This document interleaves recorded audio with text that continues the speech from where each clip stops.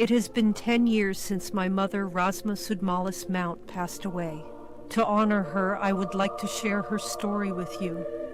As an American, it is difficult to understand what it's like to live in a small country, surrounded by larger countries run by tyrants during wartime. I don't know, because I didn't live through it. But I have learned to understand that even when leaders of countries are evil, yes, I'm thinking of Stalin and Hitler, it doesn't mean the people of that country are evil. Sometimes they can do very good things regardless. Mom was born 93 years ago in Latvia, a country that had declared independence only 15 years before. Her parents, who I will call Papa and Nana, owned a self-sustaining farm near an air base that the German army had used for Zeppelins during World War I. She had one older brother, Richard. A few months before Mom was born, Hitler rose to power in Germany, and 10 years before that, Stalin rose to power in the Soviet Union, formerly Russia. Germany was west of Latvia, and the Soviet Union bordered Latvia and other Baltic countries to the east. Latvia was surrounded by murderous tyrants. When Mom was 6 years old, an unlikely alliance happened between Hitler's Germany and Stalin's Soviet Union. 9 days before World War II started, the two countries signed the Molotov-Ribbentrop Pact. It was advertised as a non-aggression treaty, but contained a secret protocol that divided Eastern Europe, including the Baltic countries, into spheres of influence between Germany and the Soviet Union.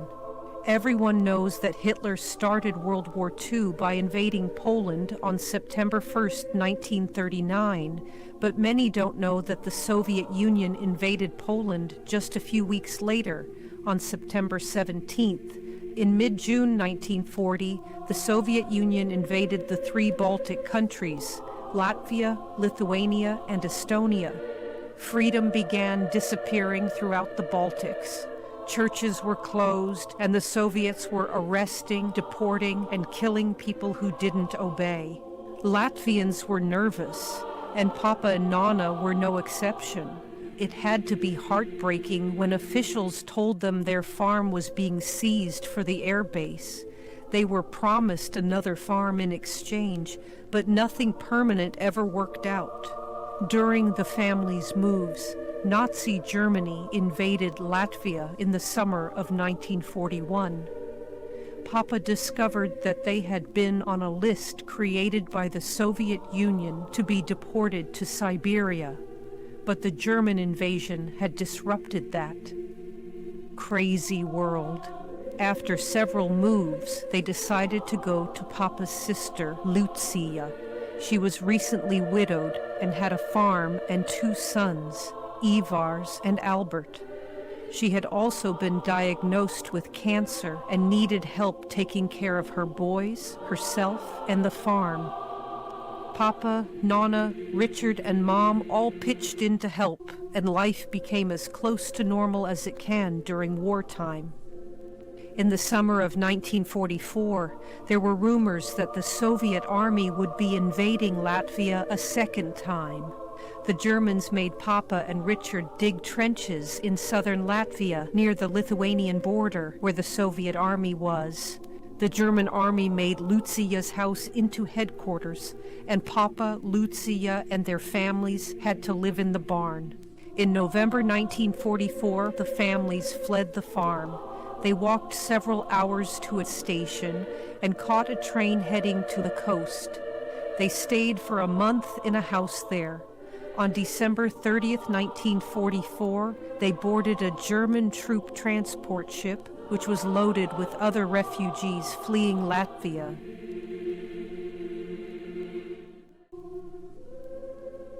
They arrived in Gdansk, Poland, then called Danzig, Germany, on January 1st, 1945.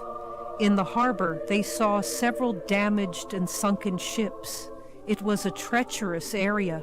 A month later, the deadliest maritime disaster in modern history happened in nearby Gdynia, when a ship called Wilhelm Gustloff was sunk by the Soviet Union. Approximately 9,000 died, both German soldiers and refugees. After they landed in Gdansk, the Germans sent them to Brandenburg, west of Berlin, Germany. They stayed for a short time in barracks fenced in with barbed wire. There were Jewish people held there, so it may have been a concentration camp, but my family was allowed to leave the fenced-in area. The Jewish people were not. Afterwards, they were sent back east to a town called Koszyn, called Kustrin by the Germans, in present-day Poland. The Germans were using them for forced labor, working on farms. When they fled Latvia, they were trying to run away from the war. But that's difficult to do when you don't have reliable transportation, even more so when you are sent towards the invading army. That is what happened when they were sent to Koszyn towards the Eastern Front. They began seeing Soviet soldiers. One evening they realized that the war was getting too close, and they decided to move to a more secure location, a building with a basement.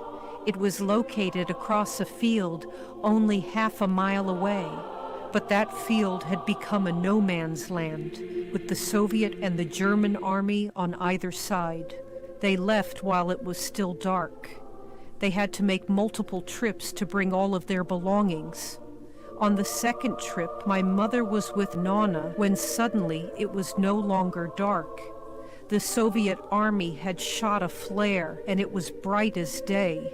They began firing and shot Mom through her right knee. Nana was able to drag Mom to the basement. Luckily, the bullet went straight through her knee, which greatly reduced the chances of infection. The rest of the family joined them there. A day later, they heard voices upstairs, then heard an explosion from a hand grenade. German soldiers then rushed into the basement. When the soldiers realized it was only refugees and a wounded refugee, they gave Mom first aid. They then warned my family that the Soviet soldiers were planning an offensive soon, so they needed to leave. Soviet soldiers were not known for taking refugees, especially not wounded ones. They shot them instead. Papa found a broken cart and was able to repair it. They loaded the cart with their belongings, then put Mom on the top. They left early the next morning, going west on foot. When daylight appeared, they could see that everything was deserted or rubble.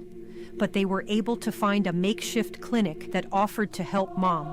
They were told to return the next morning to pick her up. But when they returned, Mom was gone. She had been put on a train with wounded soldiers heading southwest, looking for a hospital that was open. Mom was most likely put on the train on February 12, 1945. She went from Seelow to Kempten in Germany on the train with no family. Dresden, Germany was bombed by the Allies on February 13th through 15th, 1945. I can't know this for certain, but there is a chance she went through Dresden on the train shortly before the bombing, where approximately 25 to 35,000 civilians died. There was a hospital in Kempten that had room for more patients. It was a Catholic hospital, staffed by nuns. One of the doctors put a cast on Mom's right leg. She stayed in a ward with 7 other patients, all Germans. Mom told the nuns she wanted to be able to speak German better, and the nuns helped her. Mom had a gift for learning languages. Meanwhile, her family was trying to find her. They found a Latvian Baptist minister, Reverend Myers, who was known for helping reunite refugee families. He reached out to his contacts to try and find Mom. In the middle of March 1945, a German lady was admitted to the same ward Mom was in. Her sister visited her and noticed the young Latvian girl. The next day, Reverend Myers came to see Mom. He worked for the sister who had come in the previous day. When Mom's leg cast was removed, she had problems walking. Her right foot just dangled. A special doctor came with a primitive type of instrument for applying electric shocks. The shocks were very painful but brief initially. More treatments happened over several days, and he began leaving it in for longer and longer, continuously in one place. One day the special doctor was in a bad mood.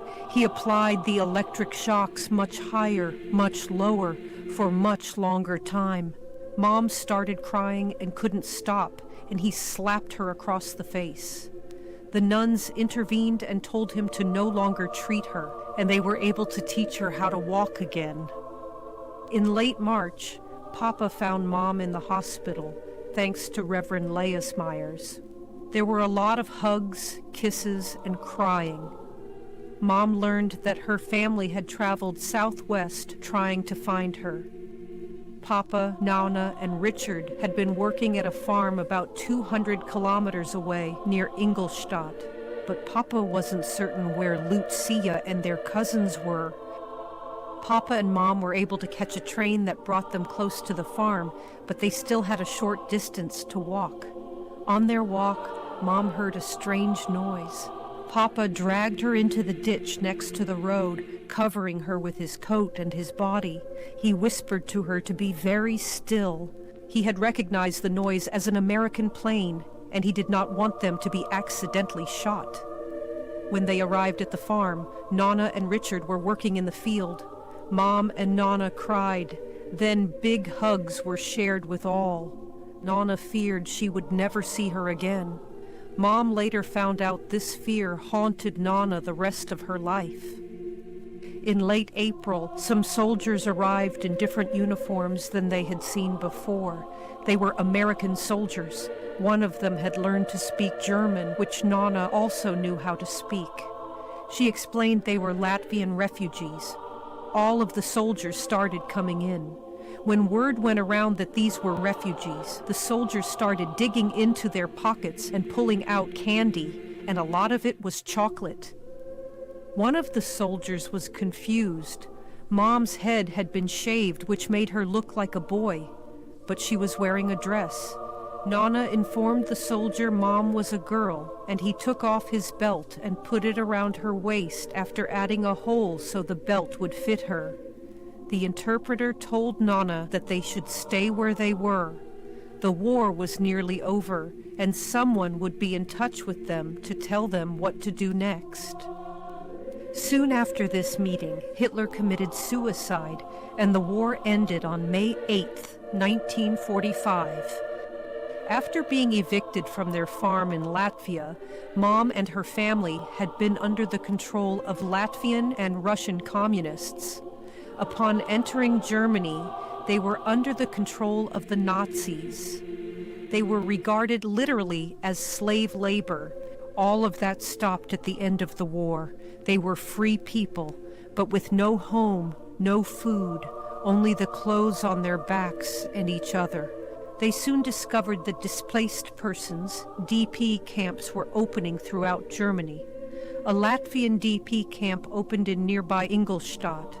They moved there in June and were reunited with Lucia, Ivars, and Albert in July. Unfortunately, in October 1945, Lucia died of cancer, and so Papa and Nana adopted her sons. Ivars and Albert stayed with their family for 2 years. In late 1947, the two boys left Ingolstadt to begin their trip to Nebraska. A Quaker husband and wife were willing to become foster parents to them. And in 1949, Papa, Nana, Richard, and Mom were finally able to leave the displaced persons camp in Ingolstadt. They had been sponsored by an American family who owned a farm in Kentucky. I look back at the story of Mom's earlier life, long before I was born. I remember the late 1980s, early 1990s, when the Berlin Wall fell. The formerly communist-controlled countries in Eastern Europe began demanding their freedom. And in Latvia, Lithuania, and Estonia, the Singing Revolution, or Baltic Way, happened on the 50th anniversary of the hideous Molotov-Ribbentrop Pact. 2 million Baltic people joined hands in a line spreading over 400 miles across all three countries. They began singing their national songs in an act of defiance to their captors, their tyrants, the Soviet Union. This happened before regaining their freedom, before internet and texting, by word of mouth. I remember visiting Mom and Dad in Atlanta a lot in those years, and one day I asked Mom, "Where were you when you were shot?" She told me she was shot in Koshin, Poland, which during the war was part of Germany. I then asked her, "Where was the hospital where you were treated?" She told me it was in Kempten, Germany, and that their family was near Ingolstadt at the end of the war. Because the internet was not something most of us had at that time, I grabbed an encyclopedia. Koshin was on the border of Poland and Germany in the northeast. Kempten and Ingolstadt were in the southwest area. When Mom was shot, she was put on a train going from northeast to southwest Germany, from what became communist-held Germany to American-held Germany. This is how she and her family came to America. All because Mom, at 11 years old, was shot through the knee. If you would like to read the full story, look in the comments for a link to a PDF.